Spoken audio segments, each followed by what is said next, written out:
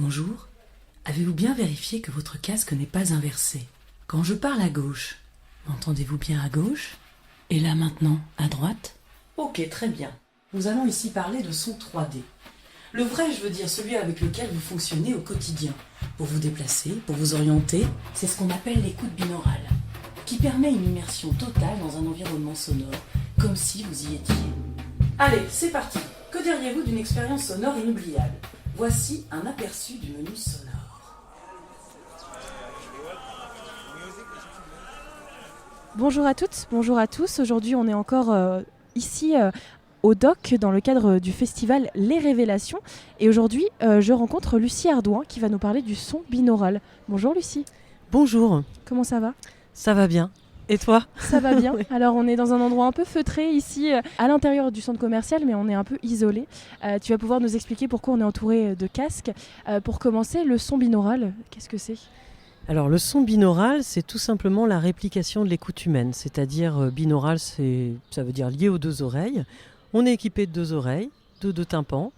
Et grâce à la forme de nos pavillons, on est capable d'entendre en élévation et d'entendre en 3D, devant, derrière, sur les côtés. Comme un couple stéréo, mais les pavillons nous permettent en plus d'avoir une sensation d'élévation au bas. Et donc quand on enregistre avec soit des micros placés directement dans les oreilles, donc on met des omnidirectionnels, ou des têtes artificielles comme celles que j'utilise ici pour les ateliers et aussi pour des créations, pour différents projets dans lesquels je travaille, j'utilise une KU100 de chez Neumann, voilà, de Georges Neumann. Qu'est-ce que c'est? C'est un appareil spécifique? C'est une tête de bonhomme, vraiment, D'accord. équipée de micros omnidirectionnels dans les oreilles, avec des oreilles, des pavillons. Voilà, c'est une vraie tête, donc ce qu'on appelle une tête artificielle. Il en existe plusieurs. Donc toi, tu viens présenter ici, dans le cadre de ce festival, un atelier autour du son binaural. Donc on vient, on met un casque et on découvre ce son. Exactement. Alors je propose des ateliers de différentes durées. Là, c'est vraiment très court, c'est une petite initiation d'une demi-heure. Donc les enfants arrivent, ils mettent le casque. Je commence à leur parler via cette tête binaurale. Du coup, les oreilles de la tête artificielle deviennent leurs oreilles. On fait un petit test gauche-droite, je me présente. Et puis après, je leur fais écouter quelques extraits de réalisations sur lesquelles j'ai travaillé. Et on clôture la séance de 30 minutes par une petite sculpture sonore en son 3D.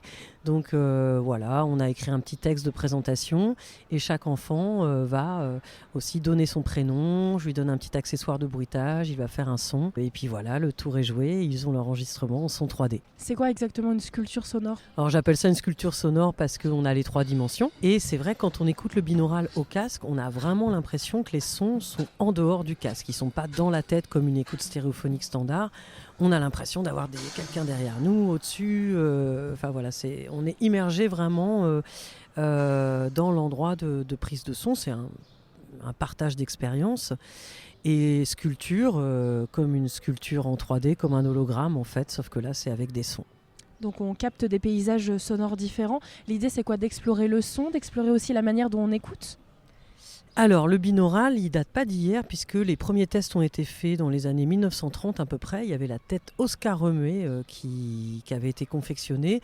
Et c'est vrai que les recherches à l'époque, c'était plutôt pour comprendre les mécanismes de l'audition humaine. Seulement depuis, je ne sais pas exactement, mais plusieurs décennies, ces têtes-là sont utilisées à la fois pour de la prise de son musicale, mais aussi pour du podcast radio, dans les jeux vidéo. J'ai même travaillé avec le service recherche de l'armée pour enregistrer des tirs d'armes sur des champs de tir. J'imagine dans le but de pouvoir entraîner les soldats à aiguiser leurs réflexes, reconnaître la provenance d'un son, la distance, etc. Et puis oui, alors on parlait des paysages sonores. Bien sûr, depuis 20 ans, je collecte des sons. Alors, quand je pars à l'étranger, je pars avec ma petite paire de micros, DPA 45-60 pour la référence, donc que j'insère dans mes oreilles. Je ne pars pas avec la tête Neumann parce que je ne veux pas prendre le risque avec les services sécurité des aéroports d'avoir une tête dans une boîte. Donc voilà, j'ai ma petite paire de micros et j'enregistre des sons partout, en France aussi, bien sûr. Pendant le confinement, par exemple, j'ai pu faire des super captations d'ambiance sans voiture, sans perturbation. Donc moi, mon but, c'est vraiment de collecter les sons tels qu'ils sont aujourd'hui pour pouvoir les partager peut-être dans 100 ans si l'humanité existe encore. Et puis, bien sûr, ensuite, de pouvoir mettre cette expérience de plus de 20 ans d'expérimentation du son binaural au service de la création et des créateurs Donc j'interviens des fois juste comme consultante pour la mise en scène sonore auprès de metteurs en scène, auprès d'artistes et aussi bien sûr comme ingénieur du son. Puisque c'est ma formation de base, je suis un ingénieur du son cinéma. Je collecte aussi des témoignages de gens que je rencontre dans mon coin, qui ont des histoires assez dingues à raconter. Je les enregistre aussi en binaural. Du coup, quand on écoute au casque, c'est bien une écoute au casque, on a l'impression vraiment d'être avec eux. Et après, il y a toute une partie de production plus conséquente avec des sociétés de production, avec le groupe M6 par exemple, avec Golden Moustache aussi, voilà, des structures avec lesquelles j'ai travaillé. On vit dans un monde très visuel. Quand on part en voyage, on prend notre téléphone, on prend des photos, parfois des vidéos qui nous permettent de capturer des instants et donc des sons. Et c'est quelque chose que vous conseillez justement, vous parliez de témoignages et du fait d'avoir l'impression d'être avec la personne, peut-être pour le souvenir. C'est quelque chose que vous conseillez, voilà, de prendre avec notre téléphone ou un petit enregistreur des sons plutôt que seulement des images, quand on part en voyage par exemple. Alors, je pense que ça dépend vraiment de la sensibilité de chacun. Moi, du coup, je pense que je ne travaille pas dans le son par hasard. Je ne suis pas du tout physionomiste et je ne suis pas du tout dans le visuel. Malgré le fait qu'on est dans une société du visuel, de l'image, ça c'est clair, mais les sons, effectivement, on a du mal à en parler. C'est pas évident de donner des adjectifs sur le son par rapport à l'image. Et donc j'essaie depuis 20 ans de démocratiser le travail du son, l'enregistrement des sons, l'écoute active des sons. Et c'est vrai que personnellement, partir en voyage avec des micros et réécouter ces sons, comme on est dans une continuité sonore, et il ne faut pas oublier que le son contient toute la continuité dialoguée, toute la continuité narrative en fait dans un film, les dialogues, des bouches qui parlent sans son, ça raconte rien en fait. Donc voilà, moi quand je réécoute mes sons de voyage, j'y suis quoi, je revis les choses et même avec un petit dictaphone, bon le souci c'est se protéger du vent et souvent les téléphones on n'a pas de bonnette et donc le vent ça c'est l'ennemi numéro 1 du preneur de son. Qu'est-ce que c'est une bonnette ? On va dire une bonnette en mousse, une petite mousse qu'on met sur le micro, ça va pas être suffisant pour l'extérieur, vaut mieux utiliser vous savez les mousses à poil, les windjammers on appelle ça, les bloqueurs de vent qui vont permettre de filtrer le vent qui arrive dans le micro et puis surtout essayer de trouver des endroits où on est à l'abri du vent pour enregistrer tout simplement quoi. Pour moi la photo c'est des beaux souvenirs aussi mais ça fige un moment, on n'a pas de continuité dans le temps. La vidéo aussi, mais quand on a de l'image et du son on a tendance à moins faire attention au son. Voilà. Tout à l'heure, vous parliez de sculpture du son. J'ai l'impression que vous pensez vos créations comme des objets, quelque chose de presque physique, tangible, alors qu'on parle bien de l'invisible, le son. Comment est-ce qu'on le travaille justement ? Et peut-être avec un public aussi jeune qui, comme ici, vient découvrir quelque chose qui est très différent de quelque chose de visuel. On ne peut pas toucher le son. Le fait d'utiliser la captation binaurale permet de spatialiser les sources dans l'espace. Donc ça, les enfants, ils l'entendent. Ils entendent que les sons ne sont pas au centre de la tête, au centre de l'écoute, ils sont vraiment répartis autour de nous. Et après, bien sûr, il y a une partie montage, le montage son que j'adore comme pratique. Et en montage, dans les logiciels, on peut sculpter la matière sonore. Moi, je compare le son à de la pierre, en fait, brute.